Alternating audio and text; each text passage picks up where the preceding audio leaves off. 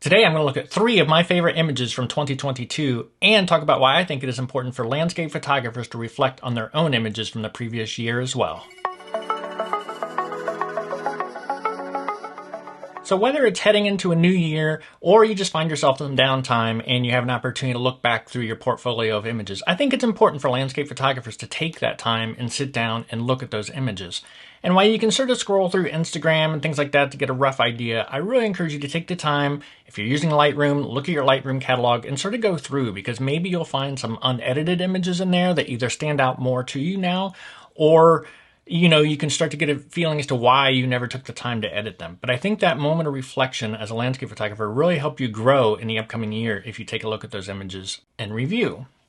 And things I look for, what are your favorite images? Which ones really stick out? Even here later when you look back, are they still your favorite images? What about your least favorite images? Which ones just don't do it for you? And maybe it's one that you edited and put on Instagram or out on social media and you look back and you're just like, it just doesn't really do it for me. Think about that image and then just think about things like from the favorite images. What made it your favorite image? Is it the technical accuracy of the image? Is it the view? Is it some new skill you've learned? What makes it your favorite? As far as your least favorite images, what is it that was wrong? Was it the composition was a little off? Exposure not quite right? Did you just not like the editing? Take some time to think about those things, and that can help you decide where you want to grow, where you want to improve as a landscape photographer moving forward. But it's so easy to fall in this trap of just take a new picture, post it online, put it on your website, and move on. But I think taking that time to look back is important and can help you grow. So today I'm going to go over 3 of my favorite images from 2022, and it was sort of difficult to come up with those 3 images to narrow it down. I took a lot of images in 2022 and trying to narrow it down to my 3 favorites was difficult. And one thing I noticed as I did that is I already had some at the top of mind that was like, I really like that image, I still like it. And some of them were all the way from January of 2022, and some were from more recent trips as recent as October of 2022. And one thing I found, it wasn't so much always that the image was technically perfect or some masterpiece of an image as far as composition or anything like that. Some of my favorite images are actually my favorites because of the memories and the stories it brings up. And when I look at it, I remember those times out in the field and the fun I had and hanging out with friends and the whole experience. So I think that's important when you look at it. To me, a picture's way more than just overanalyzing the technical accuracy of it. Is everything pen sharp perfect, whether it be in focus or is it the perfect composition? Images to me that are my favorites are ones that just mean something to me. I hope others find some meaning into them and enjoy looking at them. But for this exercise, it's really just what do I find as my favorite image? And like I said, what I found was a lot of times it's more the memories associated behind it. Now, I think they're all pretty cool images, the ones I picked, but it's really a lot of it's the story behind the images that really makes it stand out to me, which I find sort of interesting. So let's dive in and take a look at these 3 images. So the first image I've got up here is from January of 2022, and this is a day me and a buddy, Alex, and I went out to one of my favorite local areas called Hocking Hills. You've seen many pictures from Hocking Hills in my videos. I've shot many of my videos in Hocking Hills. It's just an area that's within about an hour of me and just has so many photography possibilities that it's just a great place to go and explore. But this particular image, I had several images from this day out in the snow and traipsing around. And one, the snow keeps the crowds down, it's cold, and just the park turns into something that's just different than anything you've seen before.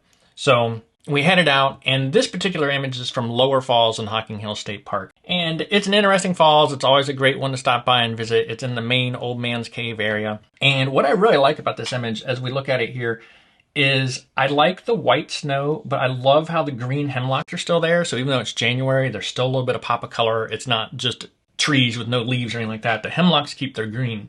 So you've got the snow and the green trees. I love how the water sort of comes down. I like my exposure on this. When shooting waterfalls, there's always that, do I have enough detail, not enough detail? I feel like I'm pretty much right where I want to be on the level of detail and this water streaming down with a long exposure. I like the spot. I sort of crossed this frozen creek to get here, and so I like how this little leading water comes through. I might have positioned a little different how it leaves the frame down here on the lower left, but again, I find what makes my favorite images is some of the story and some of the thoughts it conjures than whether it's technically perfect. But if we're looking for things to improve, I might adjust that composition just a little bit, either shift, to the left or the right a little bit, play with that a little more. But it was just a really great time, a really great experience, and it's been one of my favorite images from 2022. I had it in my Waterfalls of Hocking Hills calendar. I've had it printed large and it's been on display at a couple different art shows and gallery exhibits. And it's just one that I really like. Maybe not a technically perfect image, but it's close enough. And then just the memories it brings back from that day and being out in the snow and just having a great time out there. It was just great. So that's why it's one of my favorite images from 2022. And like I said, this one was shot way back in January of 2022. And when I sat down to do this exercise, it is sort of the one that was already at top of mind when I'm thinking, what am I going to look at? What am I going to choose for my favorites? And this one is right there at the top of the list.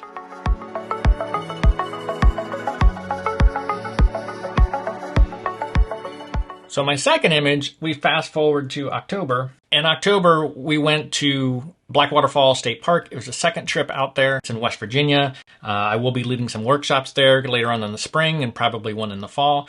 But we've been out. We'd gone out in August to sort of scout the area. There's hardly anybody out there. We caught it at just this weird time where summer vacations were ending. Wasn't Labor Day yet. So we had like the whole place to ourselves. When we went back in the fall in October, things were much more crowded. So for this particular image, we went to a place called Lindy Point, which is a very popular overlook. I'd been warned about it actually by my Airbnb host back in August that this place can get crazy crowded. Well, in August, this place was never crowded. It was easy. We could easy parking. It was only a half-mile hike back, and there was never more than a couple people there. Fall was completely different. When we pulled up, there was parking lots that were about a mile away from where the trailhead starts that were full. We luckily got waved by the park ranger and got to move a little closer. Still had to make the half-mile hike in, but it's just like there's people everywhere. And I'm thinking, man, maybe this is what that host was telling me about, is how crowded it gets. And sure enough, we hike out, we get to this overlook, and I've done other pictures of this overlook, and it's got the canyon that just sort of stretches out in front of you. The sun sets off out there in the distance, just a little bit to the right of the canyon, depending on the time of the year. And it's just a really great spot. I've got some cool pictures of clouds down in the canyon, the Blackwater Canyon, and it's really cool. But we get to this overlook, I swear there was 80 plus people on this overlook, and it cannot hold 80 plus people. And it has a little built observation deck, and then there's ways to get out on the rocks. And it was just crazy crowded. It was so crowded. I'm like, I don't have a place to set up a tripod. Don't even really have a great place to handhold a shot. And so I sat there along the railing and just waited, because my thought was trying to make the best of essentially a poor situation going on such a busy night for this overlook. I was like, if I know anything, at sunsets, as soon as that sun dips, people just leave. And there's really a lot of amazing pictures to be had after the sun sets when that light is nice, even. It's not dark yet. That dusk can really lead to some great shots. So my thought was, I'm going to sit here, just keep my bag on, and as soon as that sun sets, I'm predicting most of these people are going to leave, and then I'll go out and set up, and hopefully I'll get something interesting. And that's exactly what happened. Sunset, boom, not everyone's gone, but we're probably down to like 10, 15 people around. So I was able to make it out to a spot. And the actual main vista overlook that's shot frequently, the clouds weren't doing anything super interesting that night, but there was all sorts of nice light through the canyon walls and things like that. And I just popped on my 100 to 400 and sort of zoomed into the slope on the opposite side of the canyon. There was fall colors out there, whole myriad of different colors, as you can see from this picture. And I took that shot. And I got a couple more from this area that night, but this one is one of my favorites. I really liked how it came out, just this canvas of colors. I also liked a lesson that's learned, which was just because you show up someplace, it was discouraging to see 85 plus people at this overlook thinking, I'm not going to get my shot. But take a moment, shift your thought, and think of what else can I make happen? Knowing that most people leave as soon as the sun dips, I waited, I was patient, and I walked away with a shot that I'm pretty happy with. You know, looking at this shot in more detail, probably the biggest little thing I'd change down here in this corner, this little dark spot's a little annoying. I might have cropped in just a little bit more. That's probably the biggest thing. Maybe see what I could have done about this little tree up here.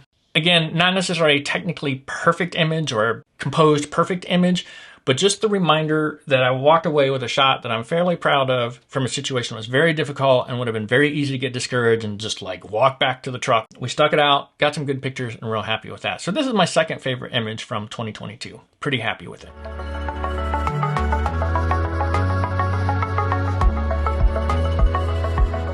So moving into my third image, it also is from a West Virginia trip in October, and this is another area we had scouted out in August. When we scouted it in August, we really didn't hit there at the ideal time of day. We got there more mid-morning, so it was very much more exploratory on that August trip.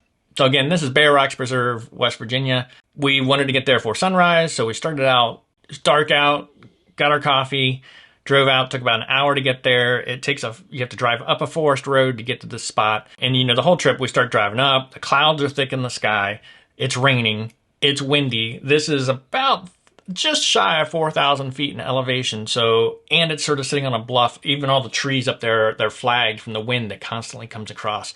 So it was windy, it was cold, it was cloudy, and it was raining. And we get up there, you know, having a great time anyways. We're sitting up there setting up tripods, and it looked like just this whole, you can see here, this whole bank of clouds here. It looked like that was going to just be sitting all the way down on the horizon and that we weren't going to get any kind of sunrise at all. But we're set up there. There's a couple other photographers up there, I think 2 or 3 others, and we're all just sort of sitting there. And as it gets really close to sunrise time, this little spot of opening opens up on the horizon. And that sun pops up through there, and it starts to turn these clouds, get that nice little sunrise pink in there.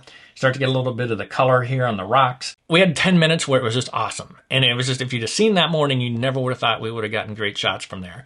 But we're patient. We set up anyway, set up our shots, and we got that 10-minute window of opportunity and got the shot. As far as the image itself, I'm really happy with it. I like the light on it. I like the colors. You know, if we want to critique it some, I probably wouldn't have put this pine tree smack dab in the middle.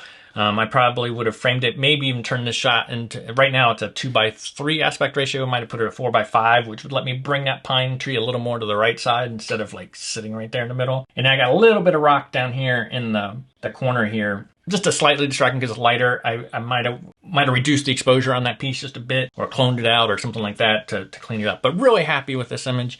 I've also got this one printed large and it looks great. It's been not in an art fair, but it's been in a gallery and real happy with it. But again, a lot of the memories from this image isn't so much that I think, awesome, great image, technically, as much as the memories it brings and the experience it brings. And for me, that's what a lot of landscape photography is about. It's almost like an excuse to get out and enjoy the outdoors. I love taking pictures, I love doing it, but a lot of it's just the journey and the process that I find super enjoyable and fun, and the pictures are just a bonus from it. So that one made my third favorite for 2022.